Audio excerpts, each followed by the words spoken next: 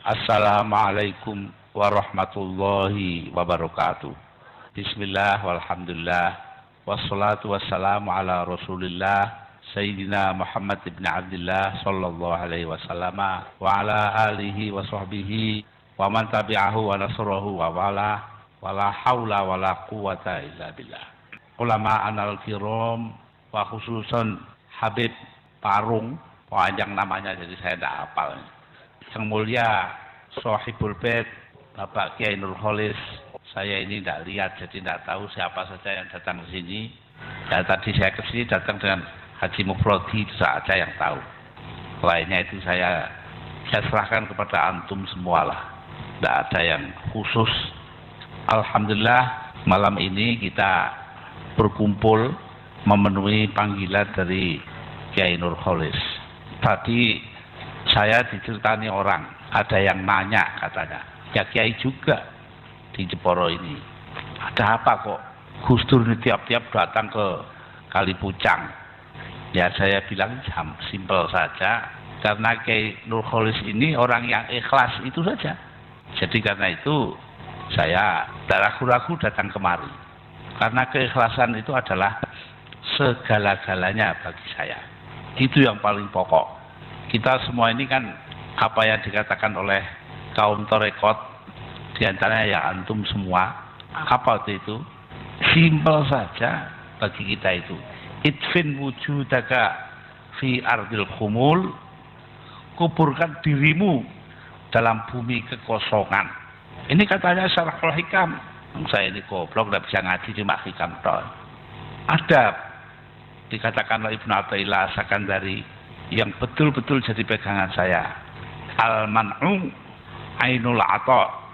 Pencegahan itulah pemberian terbaik. Loh. Pemberian terbaik itu kalau kita dicegah, bukan kalau kita diberi. Namanya kalau memberi, semua yang kita minta diberi namanya ngelulu. Dilulu dicoba. Tapi justru dicegah itulah pemberian tertinggi.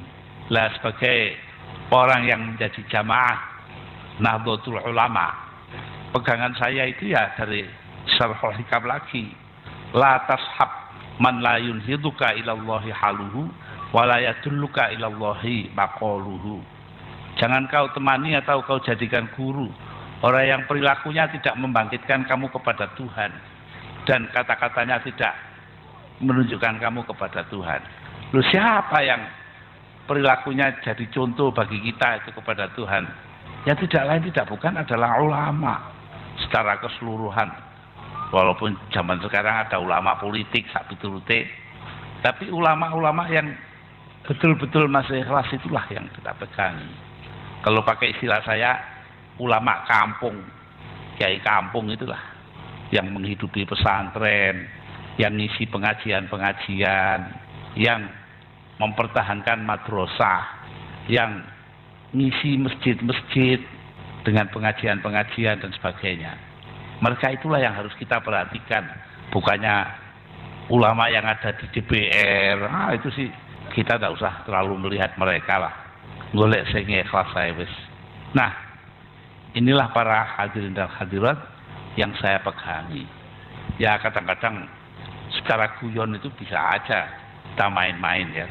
Umpamanya saja kalau ngaji posoan itu kan seturu ya, mau tidur saja itu. Lah untuk supaya tidak ketiduran ya banyol-banyol begitu. Saya itu pernah di Masjid Tebireng ngajar hikam.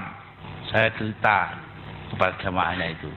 Saya cerita saya itu apa dalam belajar hikam ini. Itu yang terpenting adalah kita ini supaya tahu bahwa suruh.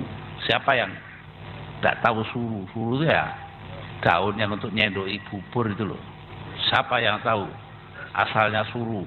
Wah, apa mikir sulu, wah apa saja itu. Sampai 5 menit saya biarkan. Kata suruh kok digoleki bingung-bingung. Suruh asalnya ya godong gedang, daun tapi itu suruh. Lah ini untuk mencegah jangan ngantuk kan begitu.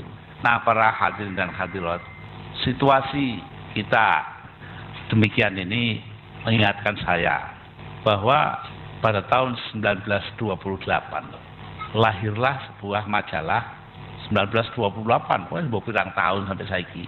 Namanya Suara NU, sekarang sudah mati. Nomor perdananya itu ada tulisannya Kiai Haji Muhammad Hasyim Asy'ari dari Tebuireng Jombang. Kata beliau bahwa beduk itu ada dalilnya di hadis, yaitu beduk itu dari kulit. Kanjeng Nabi senengannya dulinan terbang, rebana. Jadi karena itu boleh pakai terbang, pakai beduk dan sebagainya. Lah kentongan itu dari kayu, gak ada dalilnya blas. Karena itu saya minta jangan dipakai untuk memanggil sholat, azan dan qomat itu. Ternyata ada jawabannya. Sebulan kemudian di Suara NU nomor 2 itu ada jawaban dari Wakil Rois Akbar Kiai Fakih Mas Kumambang Gresik. Beliau mengatakan Kiai Hasyim ini lupa, dasar-dasarnya NU itu ada 4. 1 Quran, 2 hadis, 3 ijma', 4 kias. Lah, kentongan dari kayu itu dikiaskan kepada beduk. Kalau memang Kiai Hasyim NU betul, ya tentu dia bisa menerima kita pakai kentongan kayu. Setelah seminggu terbit Suara NU kedua ini, Kiai Hasyim memanggil kiai-kiai sak Jombang, santri-santri senior ke Masjid Tebuireng. Di sana dia minta dibacakan baik tulisan dia maupun tulisannya Kiai Kiai Fakih Mas Kumambang itu. Terus habis itu dia komentar apa? Betul, Kiai Fakih Mas Kumambang nulis seperti itu. Karenanya siapa yang nurut saya itu tidak pakai kentongan ya tidak apa-apa. Lah yang pakai kentongan juga tidak apa-apa. Karena ini semua dasarnya ada. Lalu selesai mengatakan demikian, beberapa bulan kemudian dia diundang ke tempatnya Wakil Rois Akbar itu untuk muludan. Nah, 3 hari sebelum beliau datang di Kabupaten Gresik, utusannya Kiai Fakih Mas Kumambang itu keliling sak kabupaten dan keliling kepada pondok-pondok, masjid-masjid, langgar-langgar. Selama Kiai Hasyim ada di daerah Kabupaten Gresik, tolong kentongan diturunkan dan tidak dipakai. Coba ngono lho. Dua-duanya itu saling menghargai satu sama lain. Ya. Nah, padahal ya dua-duanya bisa begitu itu kan karena belajar bareng di Pondok Termas, tempatnya Kiai Mahfud Dimyati almarhum. Jadi begitu. Dulu suasana kita itu saling menghargai satu sama lain, bukan seperti sekarang. Isine liane muring-muring karo kancane ndak ene liane. Nah, inilah yang terpenting ini. Maka itu saya rasa kita harus merasa bersyukur masih punya kiai, ada yang seperti Habib kita ini, ada yang seperti Kiai Nurholis, tidak tahu lagi model mana lagi saya tidak tahu ya. Pokoknya kiai pirang-pirang mari wes. Jadi ini yang terpenting. Sebab kalau kita melihat apa yang diperlukan Indonesia sekarang ini adalah pihak yang menegakkan akhlak, yang bermoral. Dan ini hanya ada pada kiai. Orientasi pembangunan kita, ya kiai itu bukan karena apa-apa, karena akhlaknya itu loh. Sekarang orang korupsi, ya kan nyolong itu, malah dengan bangga, kan ciloko. Maka itu pembangunan kita semua kembali diserahkan kepada harus kita serahkan kepada para kiai. Artinya para ulama yang bermoral, sehingga tidak ada korupsi, tidak ada ya sembarang kali lah. Ini penting sekali untuk kita ingat, sebab ini menyangkut keselamatan kita dunia dan akhirat. Terus terang saja, ini yang tidak ada, kita cari di mana-mana itu tidak ada. Lah, saya sendiri terus terang saja melihat kok kita ini tambah lama tambah jauh dari moral atau akhlak yang benar itu. Padahal salah satu di antara dasar-dasar hidup kita yang tertera di dalam anggaran dasar dan anggaran rumah tangga Nahdlatul Ulama adalah i'la'u kalimatillahil lati hiyal ulya. meninggikan asma Allah yang sudah mulia itu. Nah, kalau tidak mau berakhlak mulia, bagaimana kita tinggikan? Bagaimana kita muliakan? Sudah otomatis dengan sendirinya kalau kita memang mau ila'i kalimatillahi allati ya harus berakhlak yang baik. Ini tuntunan Nabi kita, Nabi Muhammad Sallallahu Alaihi Wasallam. Saya rasa ini menjadi sangat penting bagi kita dewasa ini, karena kita lihat di mana-mana akhlak sudah mulai rusak, akhlak sudah hilang, akhlakul karimahnya itu sudah hilang. Yang tinggal itu keangkuhan. Bahkan saya mau ngomong terus terang saja, kita serahkan segala-galanya kepada para birokrat, pejabat untuk mutusi. Lah padahal ada seorang ahli strategi dari Jerman pada abad ke-19 namanya von Clausewitz. Apa yang dia bilang? Dia bilang perang itu terlalu penting untuk hanya diputusi para jenderal saja. Loh, perang harus diputuskan oleh seluruh bangsa dan negara. Itu perang menurut von Clausewitz. Sama saja kita yang nggak begitu toh. Semuanya itu harus dilakukan oleh orang-orang yang tepat, yang ahlinya. Lah, banyak yang bilang kepada saya, wah kalau gitu nanti NU bagaimana? Nggak punya ahli yo. Jangan saya loh, NU itu keba ahli kubur. Sebab toh kita akan mati, akan ke kuburan. Karena itu ya, kalian seperti inilah yang harus kita miliki. Artinya kita merasakan pentingnya arti dikubur itu. Gak ingin hidup terus-terusan. Nggak mungkin ada. Saya rasa ini menjadi sangat penting pegangan kita untuk tidak keliru, supaya hidupnya ini jangan zalim kepada orang lain. Ini penting sekali. Apalagi orang-orang dalam jabatan pemerintahan. Seorang penyair Arab, qoblal Islam, penyair jahili, namanya An-Nabighoh Az-Zubyani. Lahirnya itu kira-kira 100 tahun sebelum Nabi Muhammad Sallallahu Alaihi Wasallam itu lahir, dia sudah ada. Apa kata beliau? Fa innaka kalailil ladzi huwa mudriki wa in khiltu annal munta'a anka wasi'u. Kau ini bagaikan malam yang selalu menjumpai aku. Nggak ada tuh orang bisa ucul dari malam itu. Bolong orang dia mesti ketemu bengi kok. Nah, iya. Walaupun tadinya saya duga jarak antara kita ini sudah sangat jauh. Wa in khiltu annal munta'a anka wasi'u. Ini dalilnya khola wa akhwatuha ini. Nah ini katanya anak biro begitu. Saya ini terus terang saja tidak berani mengulang Quran, hadis, kalau ngakeh kiai ini kok. Ora usah lah, syair lah enak.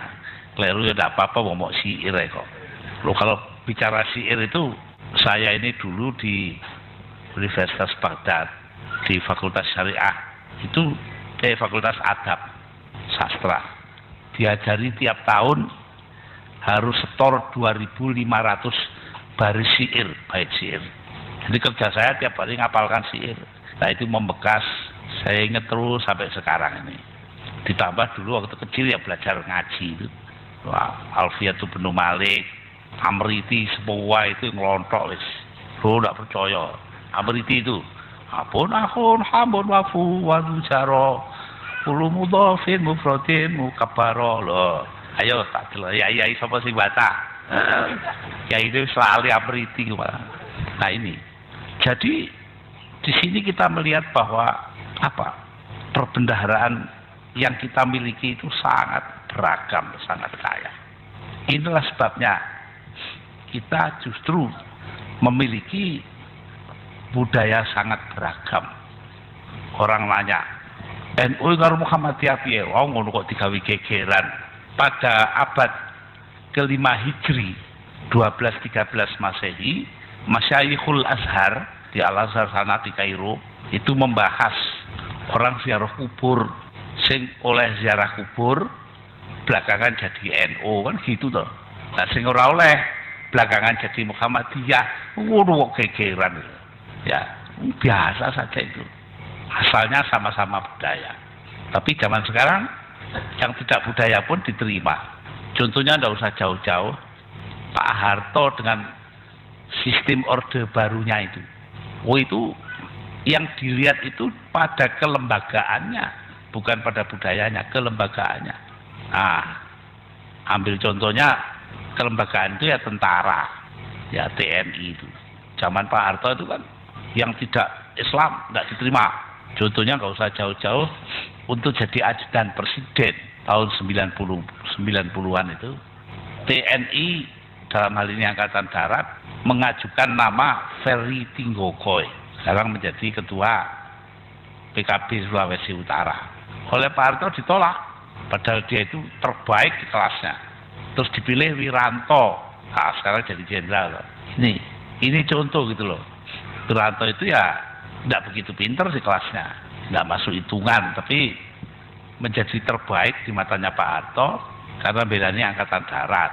Nah, bahkan sekarang menjadi calon presiden Wiranto. Ya, jadi di sini kita melihat bahwa bisa saja sesuatu itu dilihat dari sudut kelembagaan, tapi bisa juga dari sudut budaya. Kalau hal ini kita ingat, ya, maka kita di sini juga itu peristiwa budaya, yaitu torekot. Nah, torekot itu kan ya budaya, ya ada agama, tapi dilihat dari budaya ya budaya. Apa bedanya torekot kita di sini dengan apa yang dikemukakan oleh umpamanya saja oleh Kerajaan Sriwijaya di Sumatera bagian selatan pada abad ke-8 Masehi. Waktu itu mereka mengirimkan tentara mendarat di Pekalongan. Dari Pekalongan naik ke gunung Keras, Kajen, Sapiturute, terus lewat daerah Wonosobo sekarang, Gunung Dieng. Sampai di sana ketemu dengan kerajaan namanya Kalingga. Para ahli sejarah mengatakan Kalingga I. Ini kerajaan Hindu. Dibiarkan saja, tidak dipaksa masuk Buddha. Orang-orang Buddha itu cuma liwat saja ke Borobudur, Muntilan. Di sana membangun Candi Borobudur. Candi Borobudur dibangun dalam abad ke-9-10. Itu orang-orang yang membangun candi ditinggal di sana, selebihnya berangkat ke Jogja. Di sana mendirikan kerajaan Kalingga II, kerajaan Buddha. Jadi ada kerajaan Kalingga pertama itu Hindu, kerajaan Kalingga II itu Buddha. 1 abad kemudian sudah berdiri Candi Roro Jonggrang di Prambanan.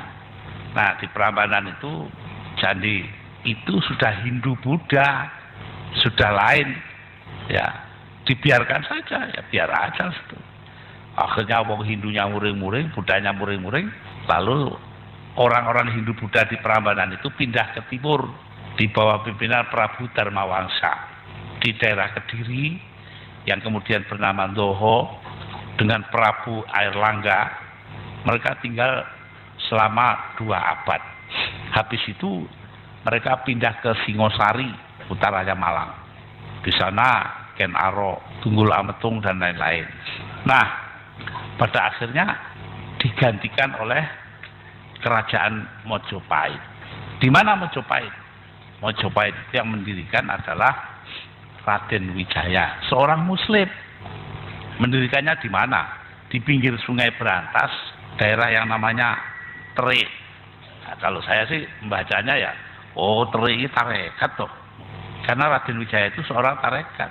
Dia dilindungi oleh Angkatan Laut Tiongkok yang waktu itu sudah Islam semua. Lah, kita melihat bangsa kita begitu beragam-ragam ini budaya dan politiknya. Maka tidak heran kalau munculnya sekarang ini sudah luar biasa. Muncullah NU, muncullah Muhammadiyah, muncullah yang lain-lain, Wasliyah umpamanya. Pada waktu tahun 1912, waktu itu Kiai Hasyim Asy'ari, Muhammad Hasyim Asy'ari Tebuireng ditanya atau diberi laporan telah berdiri sebuah perkumpulan namanya Muhammadiyah di Jogja. Lalu beliau hanya bertanya satu saja, sopo sing gawe?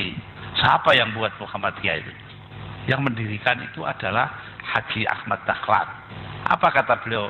Haji Ahmad Dahlan, coba dilihat apa itu yang dulu mondok bareng saya di tempatnya Kiai Soleh Darat di Semarang. 3 hari kemudian saya dapat laporan, betul Haji Ahmad Dahlan itulah yang mendirikan Muhammadiyah. Jawabnya, ada apa-apa itu.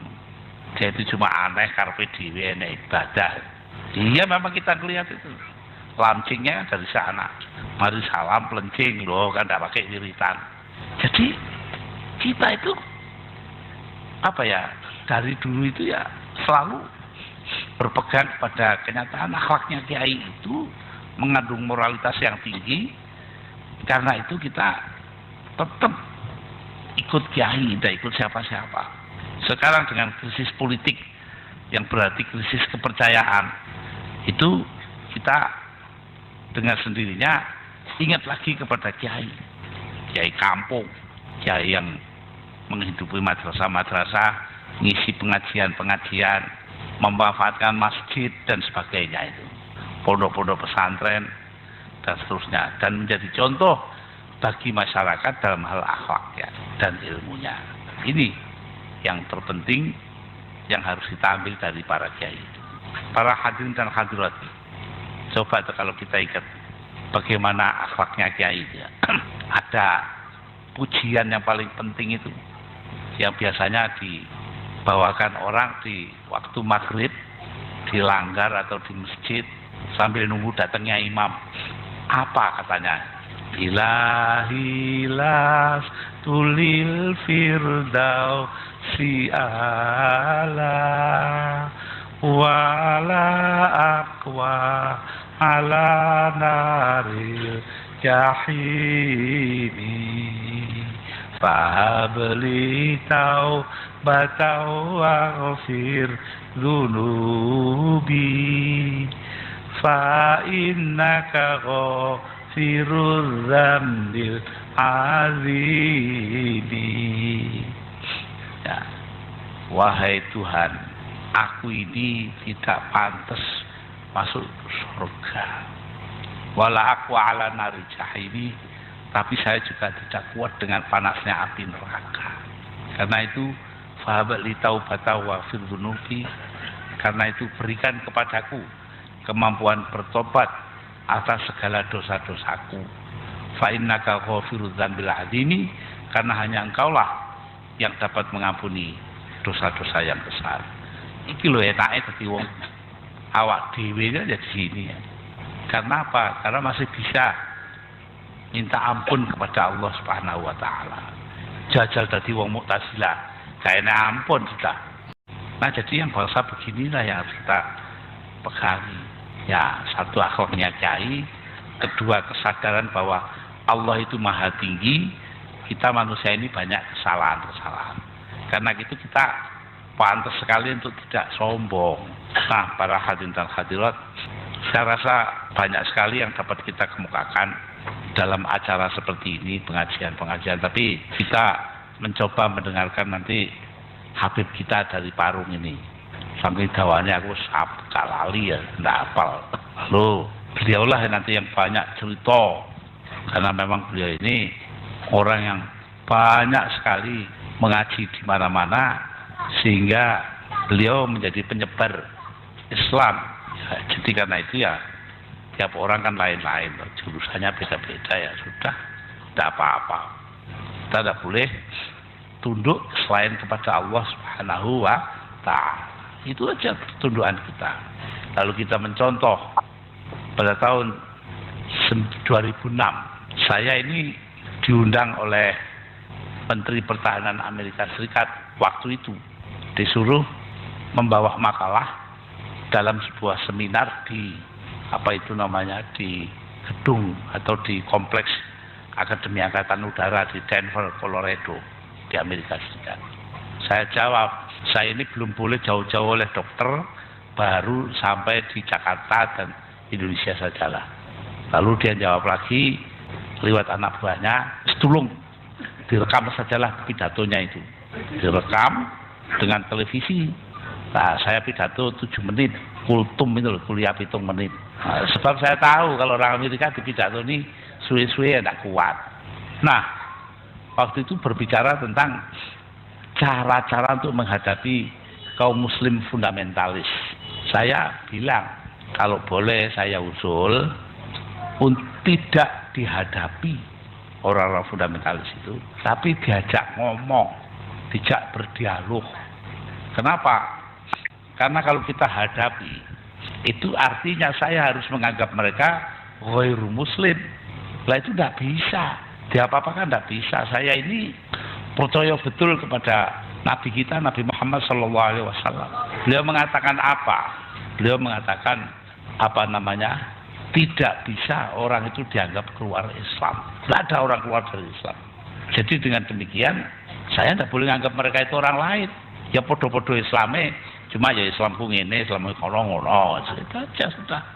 Nah ini katanya sih dapat sambutan baik sekali. Maksud itu saya tidak bisa datang. Nah, sikap ini saya bawa terus.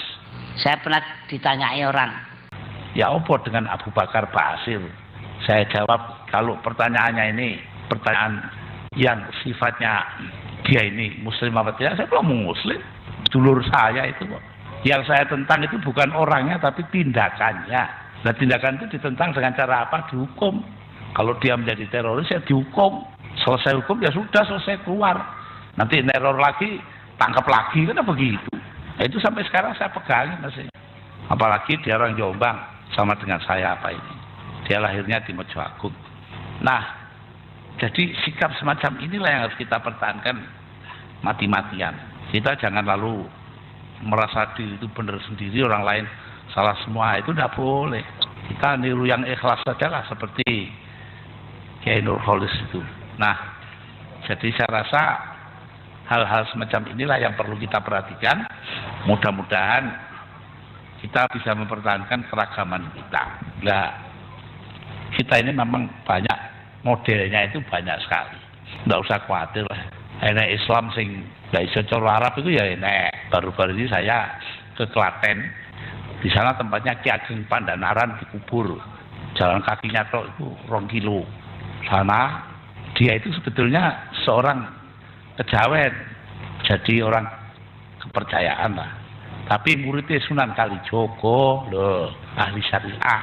Nah, kalau wiritan itu nguyokno, nggak bisa cara Arab, babar pisan kok. Jadi ya Hayyu ya Qayyumu nggak bisa, ya Hayyu ya Qayyumu nggak bisa. Jadi akhirnya bikin cara sendiri, cara Jawa, ya kayuku ya kayumu. Saya ya Hayyu ya Qayyum, ya kayuku ya kayu. Saya menghormati ke kuburannya kayuku ya kayumu.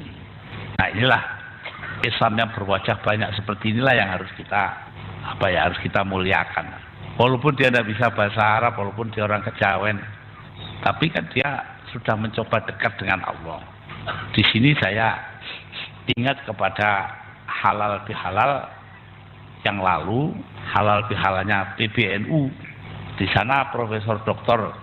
Said Akil Siraj itu mengupas ayat Quran. Apa yang dikupas itu? Inna khalaqnakum min dzakari wa unsa wa ja'alnakum syu'uban wa qabaila lita'arafu. Sesungguhnya telah kuciptakan kalian dalam bentuk lelaki dan perempuan. Kujadikan kalian berbangsa-bangsa dan bersuku-suku agar saling mengenal, lita'arafu, bukan saling berbunuhan. Nah, terusannya itu loh. Inna akramakum indallahi atqakum. Sesungguhnya yang paling mulia di antara kalian adalah orang yang paling bertakwa. Katanya Profesor Dr. Said Akil Siraj, ayat itu yang inna akramakum indallahi atqakum itu tidak hanya untuk orang Islam saja, tapi setiap orang yang yakin akan kebenaran Allah Subhanahu wa taala. Ya, jadi ini pokok sekali. Saya renungkan, ya Allah, Said ini benar-benar sudah mendekati pengertian yang benar ya kayak begini ini. Nah, saya rasa para hadirin dan hadirat yang seperti itulah yang harus kita ikuti. Wajah longgar tapi bersikap tegas. Tegas itu bukan keras, tegas itu punya pendirian. Nah, pendirian kita Allah wahid, bahwa Nabi Muhammad itu utusannya Allah dan sebagainya. Nah, adapun dia berpandangan begini begitu, selama tidak nyimpang dari ajaran Islam kan selesai udah. Baru-baru ini di Muara Tewe di Kalimantan Tengah, saya ditanya orang, terpuap itu panggung, tanya orang, kenapa sampean kok nerima ajaran Ahmadiyah? Dan saya jelaskan, oh enggak, saya itu enggak ngerti kok ajaran Ahmadiyah itu apa ya, enggak tahu. Apalagi yang lain kayak Mu'tazilah, Kristen barang sekarang. Hanya saja, nah ini, menurut Undang-Undang Dasar 1945, maka hak-hak dari warga negara Indonesia itu harus dilindungi. Jadi minoritas apapun harus dilindungi. Ini pokok. Lah kenapa Undang-Undang Dasar 45? Loh, dulu Profesor Dr. Amin Rais waktu jadi ketua MPR itu lupa bahwa amandemen MPR ini harus diundangkan kalau mau jalan. Ternyata lupa tidak diundangkan. Karena itu kita kalau coro wong bodon-bodon ngono ae, itu kalau lupa ya kembali kepada yang sebelumnya, Undang-Undang Dasar 1945. Tuh. Jadi saya enggak kok tahu ini tahu itu ya tidak. Yang penting haknya. Dulu waktu saya dilengserkan, orang mau ribut mempertahankan saya pakai darah ini apa itu, saya bilang nggak usah. Karena itu menyangkut diri saya pribadi, saya bilang nggak usah aja lah, ngosok gegeran karena saya itu. Tapi sekarang ini lain, saya nggak mau ngalah sama sekali. Undang-Undang Dasar kita itu arahnya perjuangan kemerdekaan kita ini, pembangunan kita ini haruslah benar, karena itu menyangkut kepentingan bangsa dan negara, bukan pribadi. Kalau itu nyangkut kepentingan pribadi saya tidak ada masalah, tapi yang saya takut itu kalau kepentingan negara dan bangsa itu sampai terusik, sampai diganggu. Itu karena itulah saya kadang-kadang rotok kereng dalam soal ini. Saya rasa hal-hal semacam itulah yang perlu kita pikirkan lebih jauh.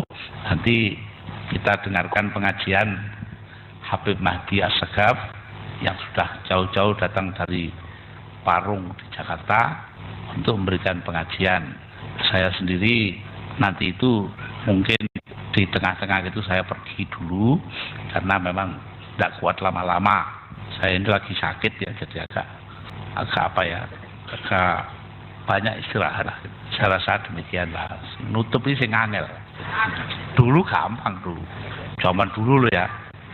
NU itu ada wabillahi taufik wal hidayah, selesai.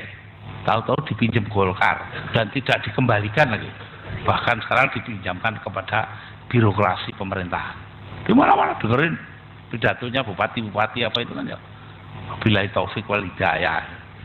Akhirnya NU diwakili oleh Kiai Ahmad Abdul Hamid Kendal almarhum itu buat wabillahi taufik wallahul muwaffiq ila aqwamit thoriq. Itu kan kayak Ahmad Abdul Hamid, orang yang sopan. Kalau saya enggak, pokoknya nilai ya kudu dibalerin.